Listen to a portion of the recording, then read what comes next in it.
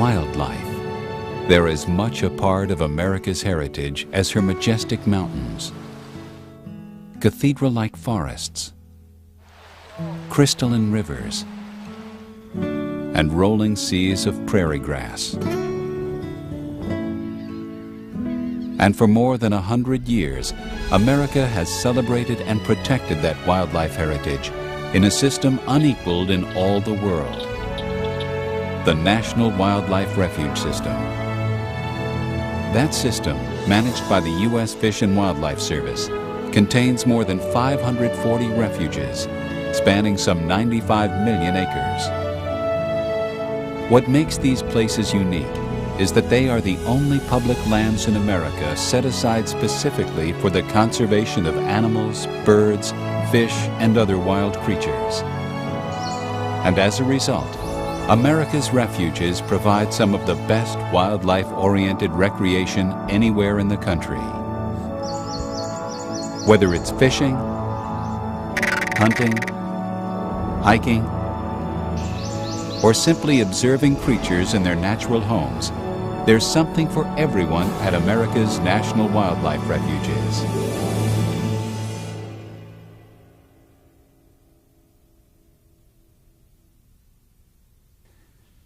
The National Wildlife Refuge System came into being at the dawn of the 20th century as Americans sought to safeguard the nation's wildlife bounty. In that era, commercial hunters were pursuing big game into oblivion for antlers and hides, and taking birds in vast numbers for their meat and feathers. Conservationists took a stand at Florida's Pelican Island, a critical breeding ground for brown pelicans, white egrets, and other birds.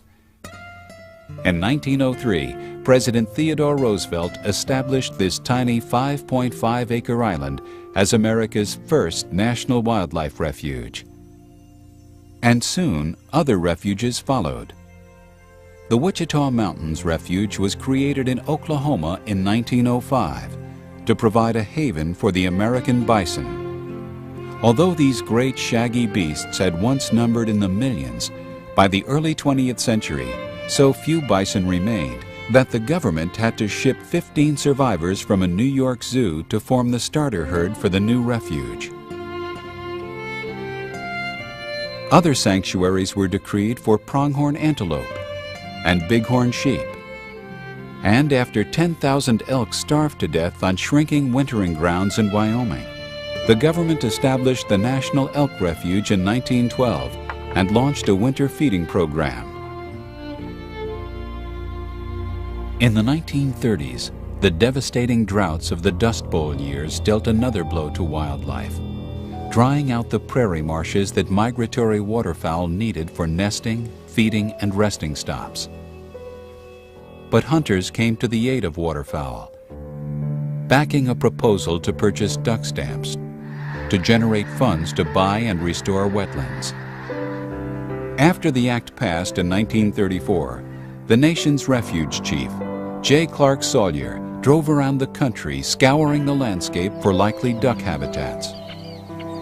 By the end of the Dust Bowl era, he had added more than 100 new refuges to the system, many located along traditional waterfowl migration routes.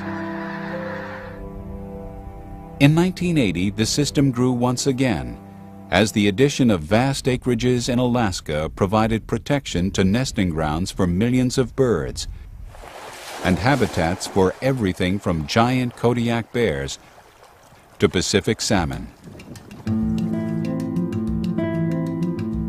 Now, more than a century after its founding, the system has expanded to include refuges in every state, as well as 5 territories. And the system takes in virtually every type of habitat in the nation, from the rainforest to the desert, and from the tundra to the tropics. These refuges provide places to rest and reproduce for literally hundreds of species of birds, mammals, fish, reptiles, and other creatures. Included in that tally are 250 threatened and endangered species, creatures that might not survive, but for the presence of these protected lands. To enhance the survival of all the species under their care, refuge employees work behind the scenes, improving habitats, building wildlife populations, and conducting research to learn how to better meet wildlife's needs. In this way, the refuge system is helping to ensure that the complex webs of life, woven over many thousands of years, remain intact for future generations.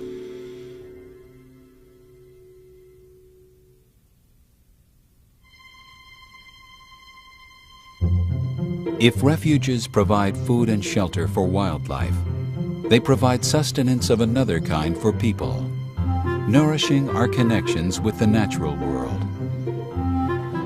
Visitors are welcome at the vast majority of the nation's refuges, and with a refuge within an hour's drive of almost every major city, these wild places are within reach of most Americans.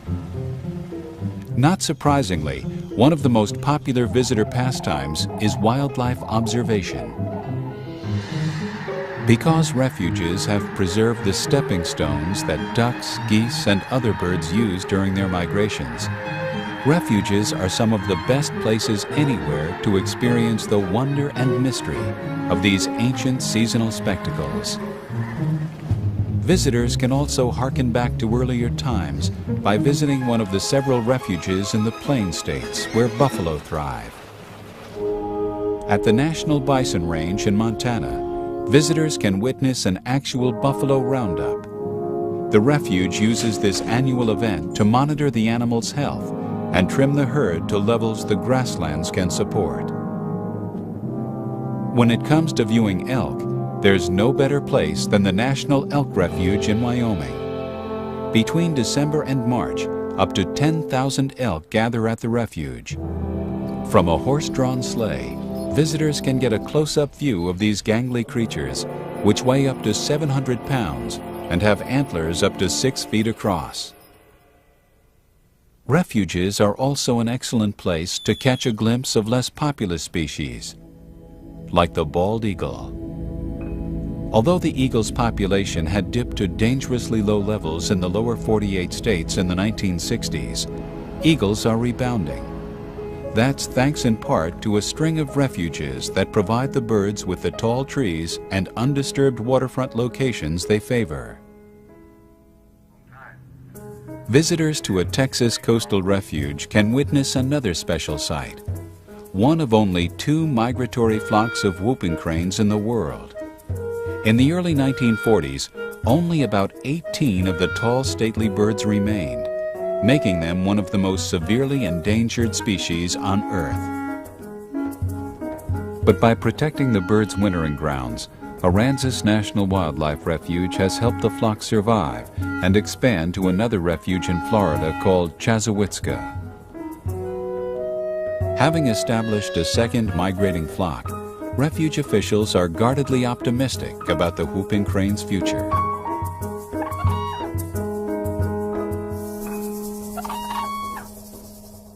In addition to wildlife viewing, refuges are rich with other recreational possibilities. Nature trails thread through habitats, offering visitors a chance to hike while learning more about the places that wildlife call home. And the lakes, streams, and rivers included within refuge boundaries provide peaceful fishing on pristine waters, plus the chance to see wildlife from a different perspective. In addition, hunters are welcome at more than 300 refuges, where conservation efforts have yielded abundant populations of certain bird and big game species. And for everyone, refuges offer opportunities to learn more about the natural world through interpretive talks and hikes, or through environmental education programs.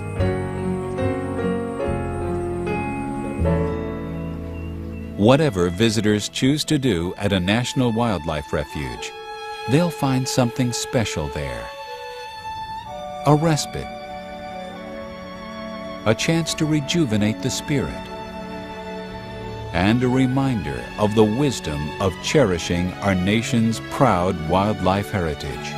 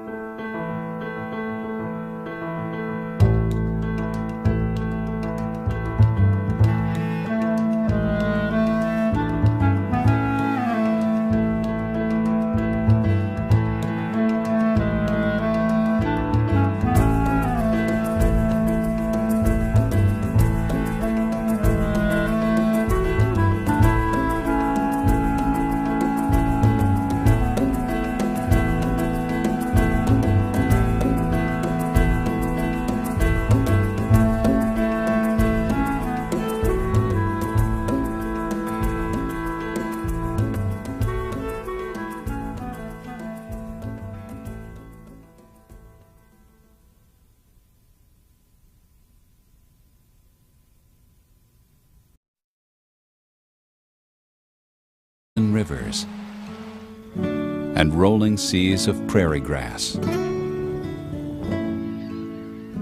And for more than 100 years, America has celebrated and protected that wildlife heritage in a system unequaled in all the world, the National Wildlife Refuge System. That system, as a result, America's refuges provide some of the best wildlife-oriented recreation anywhere in the country. Whether it's fishing, hunting, hiking, or simply observing creatures in their natural homes, there's something for everyone at America's National Wildlife Refuge, managed by the U.S. Fish and Wildlife Service, contains more than 540 refuges, spanning some 95 million acres.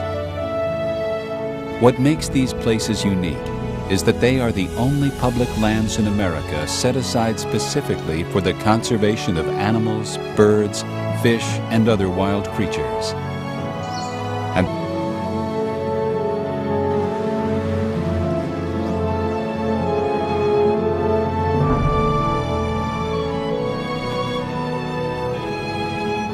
wildlife.